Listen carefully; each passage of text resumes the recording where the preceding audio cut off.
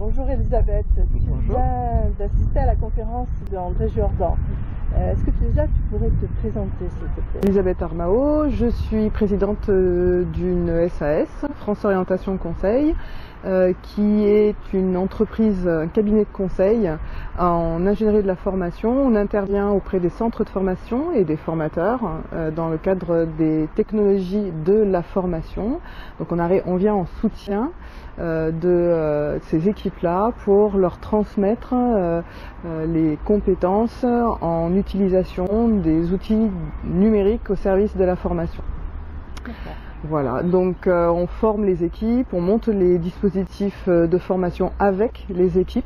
Ce sont des projets qui sont concertés suite à la commande des organismes de formation, et on fait aussi appel à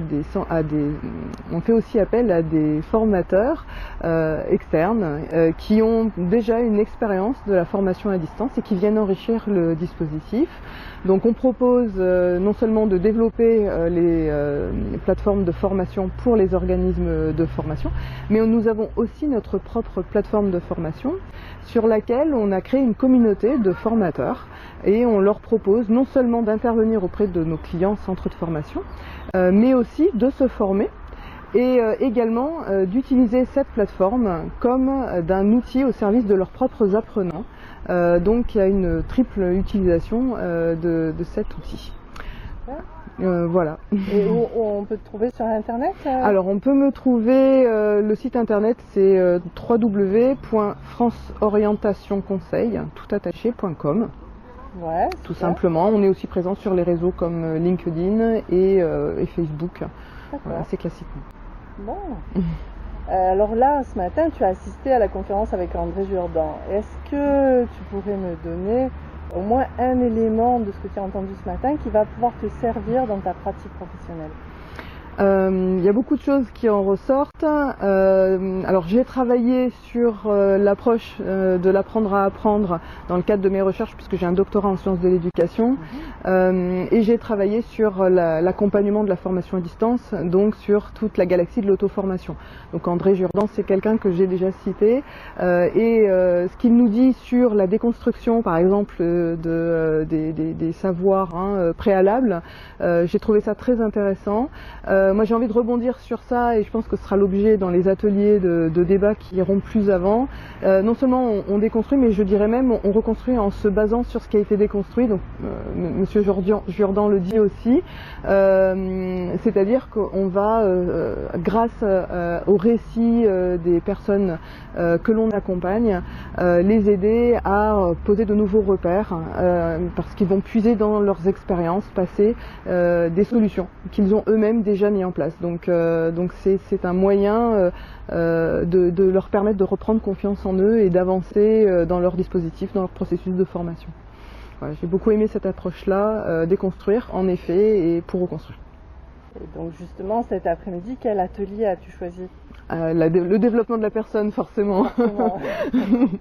Ça va avec. Et dans ce que tu fais toi, dans ta pratique, est-ce que tu pourrais me citer un exemple d'outils ou de façon de faire qui permet de développer justement cette confiance en soi, etc. D'outils, moi je dirais de démarche d'accompagnement, c'est ce que j'utilise. J'utilise beaucoup les entretiens et les récits de vie.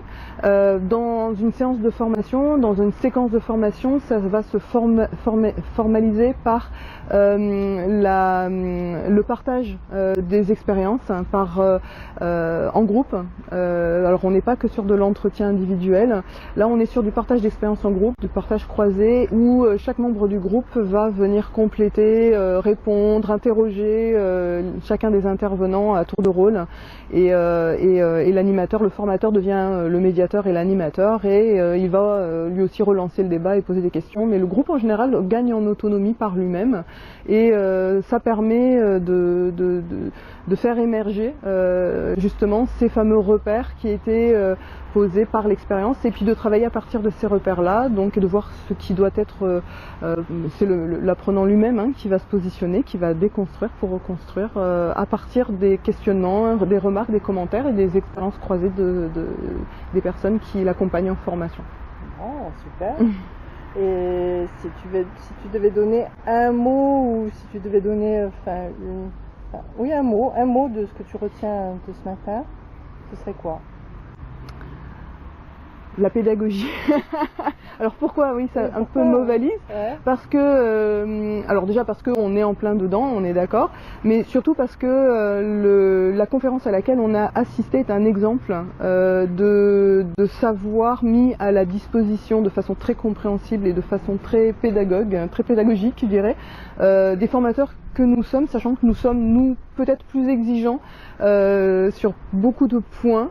En ce qui concerne notre matière. Donc on avait des vraies attentes par rapport à cette intervention et sans aucun doute André Jourdan nous a apporté une leçon en intervention, parce qu'il n'a absolument pas besoin de faire le show pour que on soit tout à l'écoute, qu'on soit passionné et qu'on le suive à 100%. Donc c'est je pense là un exemple à suivre et qui remet en question, je pense, tout un courant de mode, parce que c'est le cas de le dire, qui a ses bons côtés aussi, mais qui a tendance à faire la promotion du pitch, du spectacle, du show. Voilà, il faut montrer avant de donner du fond en formation. Là, pour le coup, le fond a parlé a fait sa promotion. Voilà, le fond n'avait pas besoin de grand show. Oui, en fait, tout était dit dans la façon de faire. Exactement, voilà. Avec grande simplicité pour expliquer des choses très complexes au final, mais avec simplicité. Dans le calme, la simplicité, être synthétique tout en étant très clair, voilà, très mobilisateur. Merci Elisabeth. Merci. Je te souhaite une bonne fin de journée. Merci beaucoup. Au revoir. Bonne journée, au revoir.